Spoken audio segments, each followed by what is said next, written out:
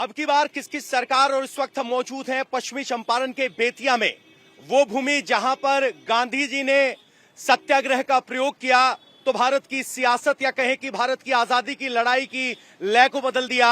अशोक स्तंभ यहीं पर है और फिलहाल यहां माहौल गर्म है। सीटों का बंटवारा होने को लेकर पटना में लड़ाई चल रही, लेकिन जनता यहां पर तैयार है। एनडीए की तरफ से सीटों का ऐलान हो गया है, लेकिन वहां भी जदयू और भाजपा और एलजेपी में कुछ सीटों को लेकर टकराव है। इस बीच भाजपा ने 71 उम्मीदवारों की लिस्ट जारी कर दी है। वहीं लालू प्रसाद यादव की आरजेडी या कहें कि तेजस्वी की आरजेडी ने सिंबल बांटने शुरू कर दिए हैं, लेकिन आधिकारिक तौर पर कांग्रेस और साहनी जी की पार्टी को कितनी सीट मिलेंगी वो अभी तय नहीं हुआ है। ट्विटर पर शेरो शायरी में एक दूसरे पर प्रेम का धागा न तोड़ने के आह्वान किए जा रहे हैं। जनता क्या करी, आपसे सबसे पहले जनता के प्रतिनिधि जो स्थानीय उनका परिचय करा देते हैं। आनंद सिंह जी हैं, भाजपा से हैं, उनका स्वागत कीजिए। आसाद देवराज जी हैं राजद से, वो हमारे साथ हैं। सहमत अली हैं जदयू से, वो हमारे साथ हैं। सुनील राव माले से यहाँ पर हमारे साथ है। सुनील राव जी कहाँ हैं? सुनील राव जी अभी नहीं पहुंचे हैं, आ रहे हैं। गौरव मिश्र हैं जन स्वराज से हमारे साथ हैं और सिद्धार्थ शुक्ला कांग्रेस से हमारे साथ हैं। सबसे पहले शुरुआत कांग्रेस से करते हैं। गांधी जी की भूमि रही है, कांग्रेस का युवा चेहरा हमारे साथ है।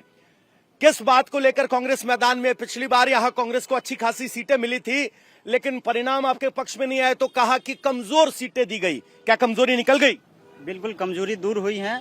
इस बारी जनता परिवर्तन के मूड में है और ग्राउंड जीरो से आप तमाम जगहों से घूमे होंगे और जनता का राय आपने देखा होगा, परिवर्तन का लहर दिख रहा है। माना जाता है कि ये बीजेपी का गढ़ है। अब की बार भी कांग्रेस उतनी ही उत्साहित है यहाँ की सीटों को हासिल करने के लिए या कोई दूसरी सीटों की तलाश है? नया दौर आया है, नया आंधी लाऊंगा। अच्छा। नया दौर आया है, नया आंधी लाऊंगा। नए अंग्रेज आए हैं, नया गांधी बनाऊंगा। अच्छा, नए गांधी बनाने के लिए उतरे हैं। आरजेडी से हमारे साथ हैं सर। 20 साल से आप विपक्ष में, अब की बार किन मुद्दों के साथ मैदान में उतर रहे हैं? देखिए, हमारे पार्टी का एजेंडा बिल्कुल साफ है। दवाई, कमाई, सिंचाई और सुनवाई वाली सरकार है हमारी।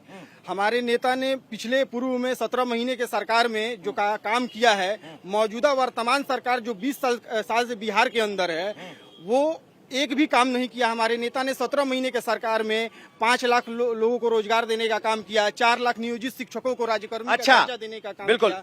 अब ये हुई बात कि रोजगार, दवाई, सफाई सब बात कर रहे हैं आप, लेकिन ये गठबंधन में सीटों का आंकड़ा कुछ गड़बड़ा रहा है। क्या आंकलन नहीं हो पाया है, ऐलान नहीं हो पाया? गठबंधन में सब कुछ ठीक है, सीटों का आंकड़ा कोई गड़बड़ा नहीं रहा है। सब जो आला कमान है वो बैठकर आपस में सहमति बनाकर शाम तक या कल शाम तक घोषणा कर दिया। अच्छा, कल शाम तक घोषणा कर दी जाएगी।